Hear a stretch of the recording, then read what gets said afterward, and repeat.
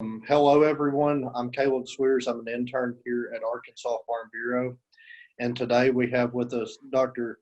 DeBauch with Missouri Department of Agriculture. Dr. DeBauch, if you don't mind just kind of telling us about your role and what you do within Missouri Department of Agriculture. Sure, Caleb. First, I'm very happy to be here. Thank you. So my name's Marin DeBauch. I know it's a little deceiving on how it's spelled, so no worries. So I am the program director for our meat and poultry inspection program.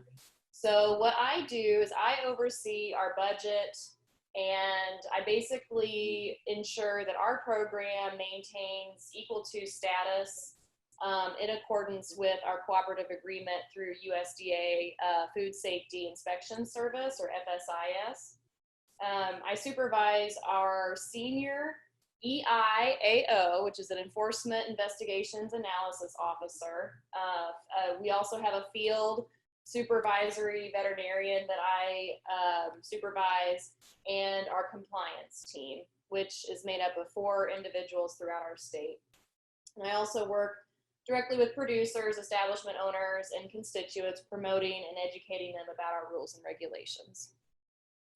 That's awesome. If you don't mind giving us an overview of the Missouri State Meat Inspection Program. Basically, we have 30 inspected establishments. So those are official establishments which have grants of inspection. And we have about close to 300 custom exempt, either licensed individuals or facilities. And our inspection team consists of 11 individuals, and they're assigned to different circuits, and they travel around that circuit and do, conduct custom exempt reviews, or they are also assigned to those official establishments. I think that's a great overview. Just kind of going off from there, what are some of the typical changes that custom processors had to make to meet state standards once Missouri converted?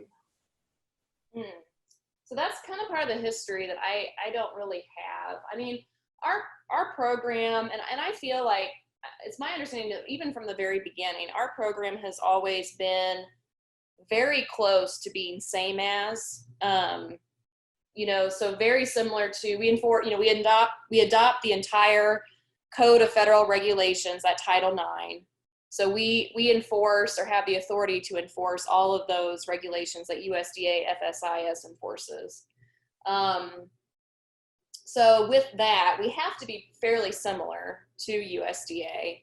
So, I mean, as far as conversion, I know that part of the history is how we came about is Missouri, much like Arkansas, has a lot of rural communities. And so just trying to provide quality service to all of those very rural areas is one of the reasons why FSIS, reached out to our state to kind of form this program so that we can serve everyone that needs inspection.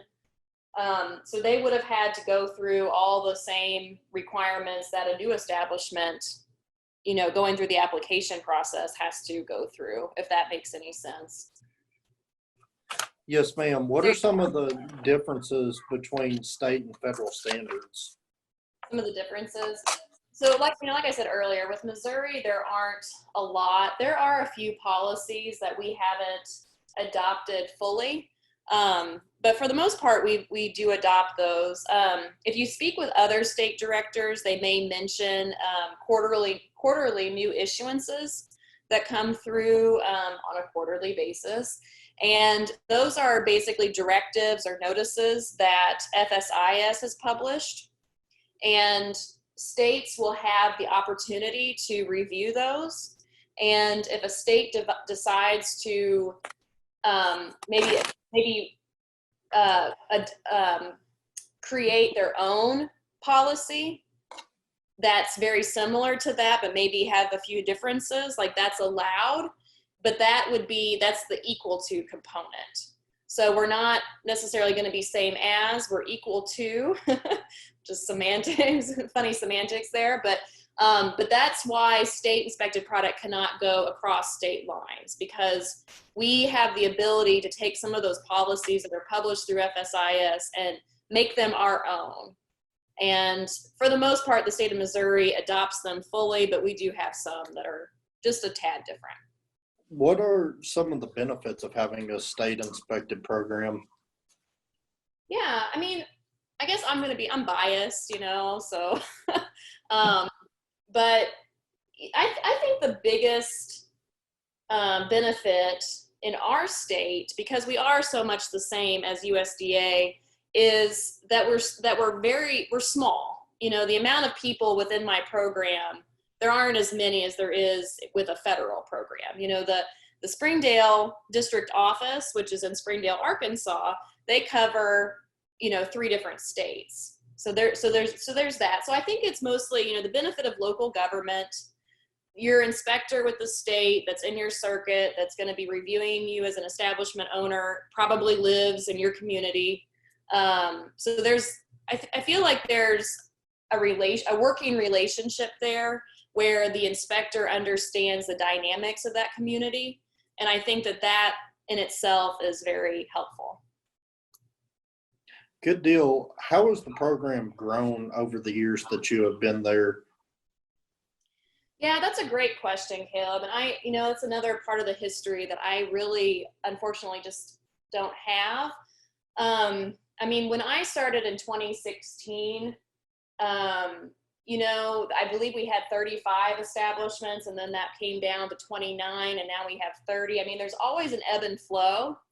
And I feel like that is one of the reasons why we strived really hard to get cooperative interstate shipment. July of last year, I believe, it was official. In 2018, we applied. And then it was July of 2019 when we received that benefit, or that agreement, or the agreement was signed, I guess. And so, there's an application process that states go through with that. And it's basically, the application is for states to show USDA FSIS that we have the ability to provide same as inspection service. And once they review that application, there's, basically they say, okay, yes, you have that ability. And then you go through the process of selecting establishments. And so right now we only have one CIS establishment, and that's a poultry establishment in central Missouri. We have others that are interested, but this COVID-19 pandemic has kind of put everything on hold, as you can imagine. But we foresee having more. And the reason why we applied for that, and that was under my leadership, was because I was getting frustrated because our state inspected establishments that were good establishments that we wanted to keep in our program were having to go USDA because their business had grown. And they needed that interstate shipment to grow that business. And so that's why we pursued that. Can the state inspected plants in Missouri meet the demand of consumers? With COVID-19 today or before COVID-19? Before COVID-19. Before COVID-19. Yeah, I feel like for the most part, we had some areas of need. I think that every state probably has. We have a lot of cattle producers in Southwest Missouri, and we could have used or still can use more official establishments in that area, I feel. And that's just from me, having producers call in and asking, where can I take my animals in Southwest Missouri? And, it's like, well, you basically have these options. And so, but for the most part, I feel that that's a yes. What about, during COVID-19? We've seen it explode down here, the demand for locally processed product. Has Missouri experienced the same? Yeah, so yes, to answer your question, yes, absolutely. I've heard through the grapevine establishments are booked clear through, next year. I mean, and we're talking maybe next fall even. I mean, it's crazy. And how, for how long is that momentum going to pick up, and how many cancellations are we going to have? I don't have a crystal ball, but yeah, we have a huge, the demand has increased dramatically. When do inspectors have to be present at the Yeah, that's a common question. So we have official establishments and we have custom exempt establishments, right? So the custom exempt establishments cannot participate in commerce. So that is just a service that they provide to the owner of the animal, and that goes out not for sale. In the state of Missouri, we review those anywhere from quarterly to yearly basis, kind of depending on their compliance history. An official establishment that is able to participate in commerce, if they have an animal that they're wanting to wholesale, okay, the meat from that animal they're wanting to wholesale, then the inspector needs to be there during antemortem inspection, so before death, to see the live animal, make sure they're healthy. And then the inspector also has to be there basically during every step of the slaughter process, so from the live animal to the cooler. And then once the carcass goes into the cooler, we call that further processing. Okay, so breaking down the carcass into primals and retail cuts. So the inspector during that time has to be there at any one point during that day that they're processing under inspection. So depending on the type of tasks that are generated through our software system, so the task may be that the inspector needs to conduct a pre-operative inspection, so looking at all the equipment and utensils prior to processing to make sure they're clean, sanitary, whatever. Or they may need to come towards the end of the day to look at labels or something like that. So it kind of depends on the processing part. Does the state of Missouri have the authority to collect fees? Yes, we do collect fees. We have in our state statutes a licensing fee annual of $10. I really love what I do. Like, I have a lot of passion for what I do, and my team, I think, shares that same passion. And we, the state directors, I mean, there's only 27 of us, so we're kind of a tight-knit group. We stick together, and so if Arkansas proceeds or goes forward with maybe creating their own program, reach out to us and use us as resources, because we really do help each other out. And we are for the small, very small processors, and the amount of regulations that are over them is just,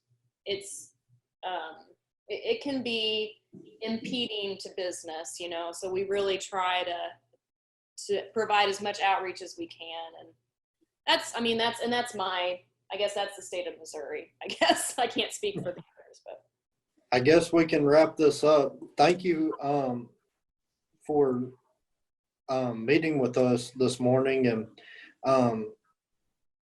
answering all these questions, and we'll release this tomorrow and let Arkansas farmers and ranchers get their scope on it, and we'll see where we go from here.